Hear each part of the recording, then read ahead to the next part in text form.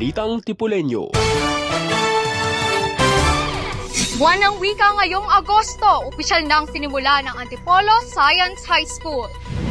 Ansay students nagtagisa ng galing sa mga aktibidad ng inhinda ng Summerfield. At pambata sa Lakhan at Lakambini nagpasiklab sa entablado.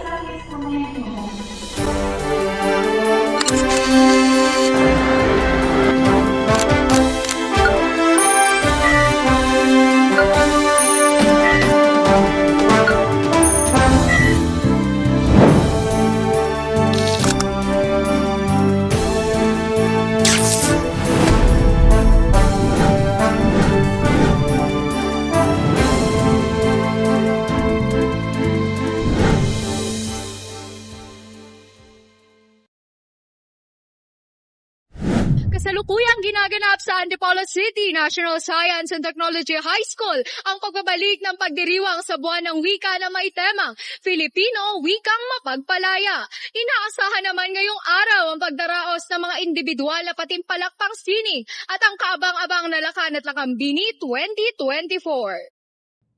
Lubusang preparasyon ang iginugol ng mga miyembro ng Samahan ng mga Mag-aaral sa Filipino katuwang ang Supreme Secondary Learner Government nitong umaga sa pagsasaayos ng bulwagang paggaganapan ng nasabing programa. Ilulunsad din ang iba't ibang presentasyon ng bawat kalahok ng balagtasan at spoken poetry ngayong darating na ika-11 ng umaga habang ang paggawad ng parangal ay isasagawa mamayang ika-3 ng hapon. Andrea Peñano, nagbabalita.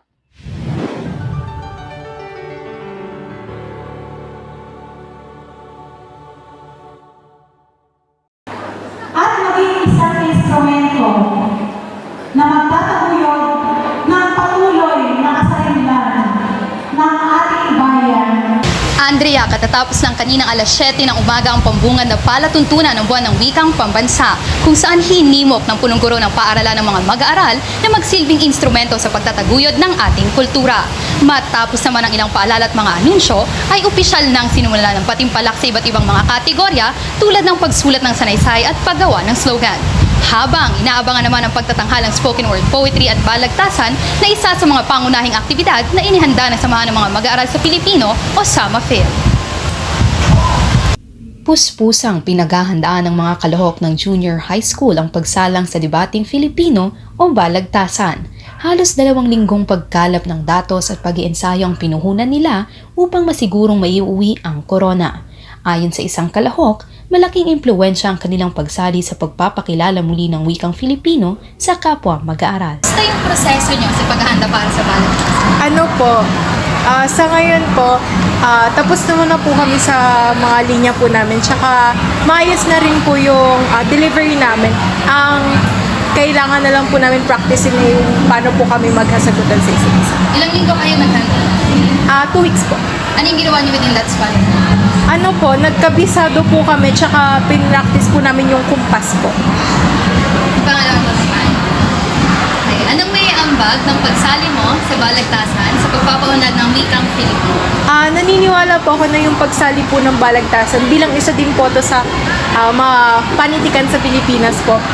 Maaari po nitong paunlad yung bokabulyaro po namin, lalo na po kami po yung magbabalagtasan. Paano makakatulong itong pagsali mo sa pag-unlad ng wikang Filipino para mahikayat mo yung mga kapwa mo mag-aaral? Siguro po yung pagiging entertained po nila sa pagde-deliver po namin. Siguro po, pwede po namin silang mahikayat na mag-interesado din po sa panitikan na yan. At saka, in the future po, siguro sumali na rin po sila sa balagtasan at mag-aaral, mas lalo pa pong mahalin yung wikang Filipino. Sige, besides naman sa reason na sasali ka dito para sa activity, para sa requirements sa subject, ano sa tingin mo yung iba mo bang dahilan sa pagsali sa balagtasan? Gusto ko pa pong mas lalo mapaunlad po yung kakayahan ko sa pagsasalita ng wikang Filipino, tsaka po yung bokabularyo ko po sa Pilipino. Kabado ngunit handang sumabak para sa pagpapalawig ng wikang Filipino. Yan naman ang kataga ng mga mag-aaral ng senior high school na sasalang sa spoken word poetry. Iba't ibang anggulo sa temang Filipino, wikang mapagpalaya ang iniikutan ng kanilang mga likhang tula. Ayon sa ilang mag-aaral, nagsisilbi ang kompetisyong ito bilang platform upang maipahayag ang kanilang pananaw ukol sa mga isyong kinakaharap ng wikang pambansa. Para sa akin, hindi lamang ito isang basta-basta kompetisyon.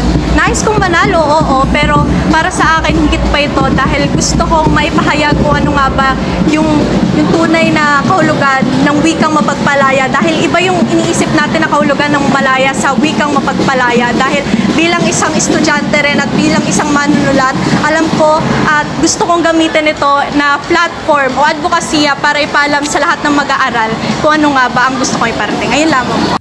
Ayon sa punong guro ng samahan, malaki ang niaambag ng mga ganitong event sa pagpapatibay at pagsulong ng wikang Filipino, lalo na sa kabataan.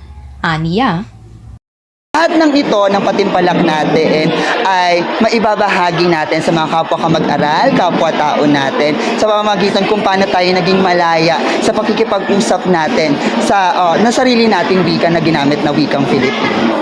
At ito, wikang Filipino nga, para na rin maibahagi natin sa bawat isa. matapos ang ilang oras na preparasyon na isa-isa nang nagpakitang gilas sa mga kalahok ng spoken word poetry at balagtasan. Nabalot naman ang palakpakan at pagkamangha ang entablado ng matunghayan ng iba't ibang pananaw at advokasya ng mga batang siyentipiko pagdating sa usapin ng wikang pambansa. Tunay na po tayong pinalalayan ng wika. Tunay na nga po pinalalayan ng wika. Ako ikaw mismo ang dahilan kung bakit tila mga ibon pa rin tayo nakakulong sa ulan. Paano na lang ang wika kung magmamalang tawag sa pagiging malaya? Paano na lang ang wika kung bakit malang tawag sa pagiging malaya? Tinanong naman ako ng gurong si Teodoro Asadillo. Ikaw, Iha, bababa ka na rin ba? Ngumiti ako at sinabi, Manong para. Parang nais kong masaksihan ang bawat kahina. Naway sa bawat para ay mapapreno rin kayo bigla. Para sa akin din pala ang pagmamahal ko sa aking wikang malaya. Naginamitan ng lakas para isulat para lamang inyong itahiya ang iyong sariling bigat balat. Puno ng mga katanungan sa aking sarili na tila'y paikot-ikot at walang mararating. Ang wika ba ay mapagpalaya? O tayong pinapaasa lang? Nasa bukas sa tao, lalo na sa kabataan, nalululong na totoo. Mayroong dalawang maglalaban sa bigkasan ay balikan. Bawat isa'y pagtatanggol sa paksang pinagpilian. Mabuti nga ba ang tulong ng salbok sa kabataan? O di kaya'y hindi mabuti ating itong tutunghanan? Ako, pagpasa yung mga leksyon, di ka matututo. Lagi kang naaabala sa bawat tingin ng cellphone mo. O di na mga pag-aaral, nawawala sa loob mo.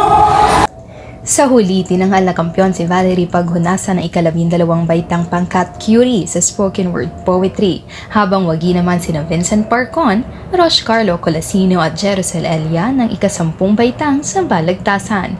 Ayon sa mga mag-aaral, isang malaking oportunidad ang kanilang pagkapanalo upang mairepresenta ang kanilang paaralan at magbigay inspirasyon. Siyempre, bukod po sa may representa ang Batch 6, lalong-lalo na ang 12 Curie at maging kinatawan ng ANSAI para sa division contest.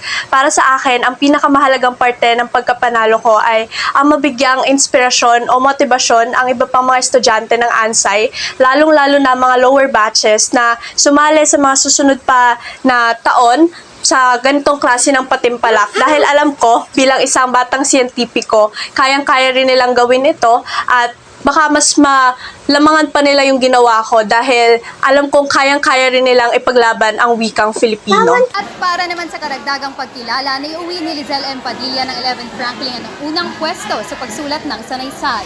At ngiting tagumpay naman si Juris Claire Estapar ng 8th Euclid nang manguna sa paggawa ng slogan. Ating alalahanin sa pagunita sa buwan ng wikang pambansa, naway hindi lamang wikang Filipino ang ating pagyamanin, kundi pati na rin ang pag-ibig sa ating pagka-Filipino. Maligayang buwan ng wika, Anshans! Muli, ako si Denby Pura, tahak ang tagumpay. Oops! Bago natin ipagpatuloy manood ng mga kaganapan sa Summer Feel, halina't panoorin muna natin ang mga kaganapan sa Ansay noong nakaraang linggo.